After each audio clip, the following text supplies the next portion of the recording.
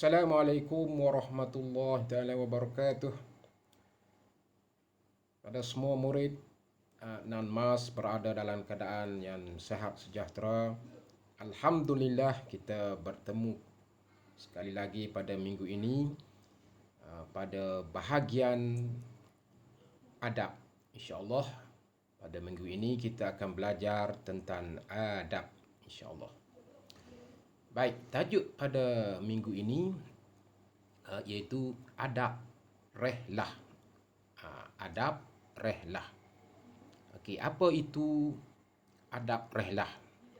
Mari kita tengok maksud rehlah. Ya, rehlah ialah pergi melawat atau berkunjung ke sesuatu tempat.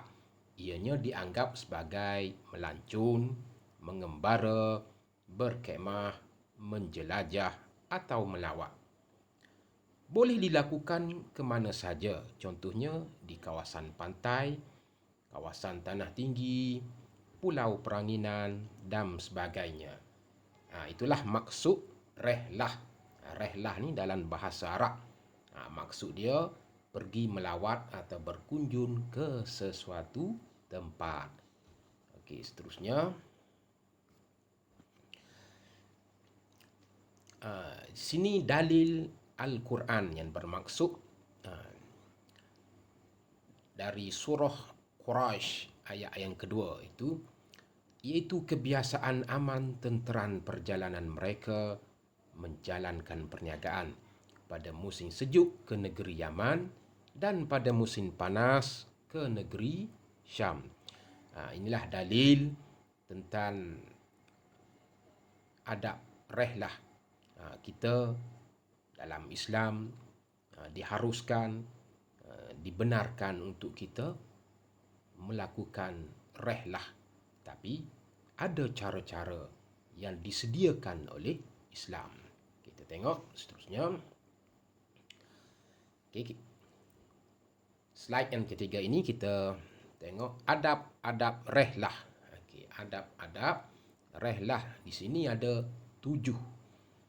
Kita sebagai pelajar Islam, sebagai umat Islam, perlulah mengamalkan adab-adab apabila kita rehlah ke sesuatu tempat. Okey, yang pertama, nawaitu kita niat kerana Allah. Okey, kita pergi kepada suatu tempat yang lain yang jauh.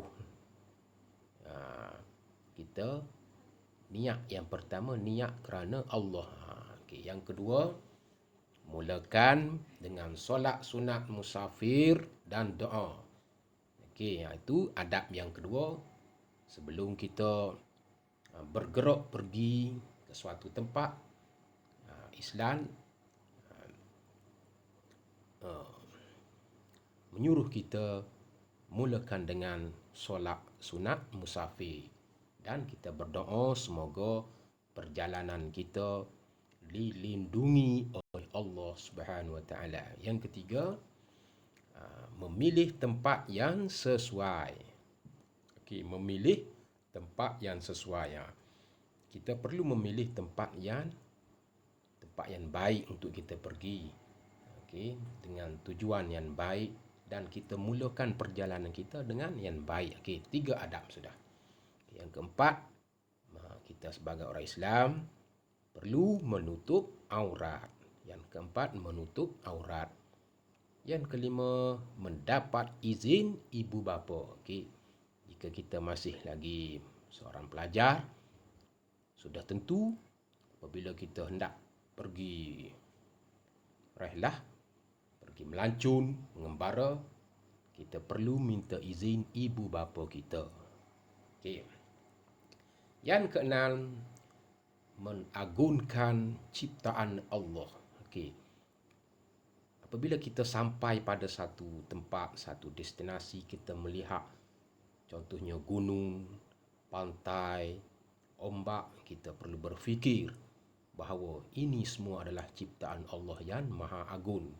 Manusia sudah tentu tidak mampu menciptakan ini semua. Baik kita pergi pantai, kita tengok ombak, kita pergi ke bukit, kita tengok bukit, kita berfikir. Kita berfikir yang boleh mendekatkan diri kita kepada Allah Ta'ala. Bahawa hebatnya Allah menciptakan kejadian alam ini. Okey, yang akhir sekali, yang ketujuh, menjaga waktu solat. Okey, ini yang penting sekali. Apabila kita pergi melancun, merehlah, kita mesti ingat 5 waktu solat kita. Pastikan kita menempati masa dan cari tempat yang sesuai untuk kita melakukan solat supaya rehlah kita ni diberkati oleh Allah Subhanahu Wa Taala. Okey, itu adalah 7 adab-adab rehlah yang perlu kita amal apabila kita pergi mengembara, melancung dan sebagainya. Okey, seterusnya kelebihan beradab semasa rehlah. Apa kelebihan apabila kita mengamalkan adab-adab semasa kita melakukan rehlah?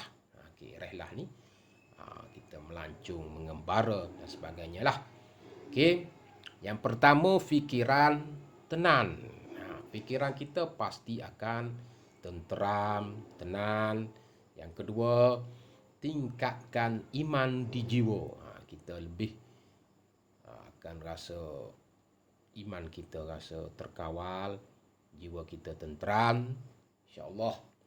Okey, yang ketiga, menjaga maruah. Okey, kelebihan yang ketiga apabila kita mengamalkan adab rehlah yang betul, maruah kita terjaga dengan baik, insya-Allah. Okey, seterusnya merangsang minda. Okey, kita pergi ke tempat yang asing dari kita, kita akan berfikir kebaikan, keburukan, kita boleh banding beza dengan tempat kita. Kita akan mendapat suatu ilmu baru dan boleh mencambah minda kita. Okay. Seterusnya menimba pengalaman baru. Biasalah kita pergi ke suatu tempat yang lain, kita pasti mendapat pengalaman yang baru dan pengalaman ini menjadi satu sejarah lah dalam diri seseorang itu dan boleh bercerita dengan para sahabat, keluarga, pengalaman yang beliau lalui semasa rehlah. Okey, akhir sekali mengenali budaya lain. Inilah yang menariknya apabila kita melakukan rehlah yang beradab. Okey, kita akan mengenali budaya orang lain. Kita tidak perlu menjadi katak bawah tempurung. Kita perlu ada rezeki, kita pergilah melancung, mengembara. Tapi buat masa ni tidak bolehlah sebab ada sekatan kerana penularan pandemik COVID-19. InsyaAllah jika selepas ini sempadan dibuka, pandemik COVID sudah pun terkawal, insyaAllah ada rezeki, bolehlah kita pergi melancung, mengembara, tapi niat kerana Allah Ta'ala. Okey, seterusnya niat terakhirlah. Dalam Islam jelas menggalakkan rehlah, ya.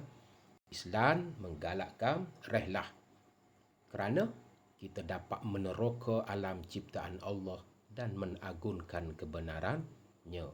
Apabila kita mengembara pada suatu tempat yang menarik, moga-moga kita akan menjadi lebih dekat dengan Allah Subhanahu Taala. Kita tengok keindahan ciptaan Allah, kita rasa teruja, takjubnya, hebatnya Tuhan yang menciptakan alam ini. Okey, sekadar itu saja untuk kali ini. InsyaAllah minggu depan murid-murid akan datang ke sekolah. InsyaAllah kita akan berjumpa. Okey, sekadar itu saja untuk kali ini.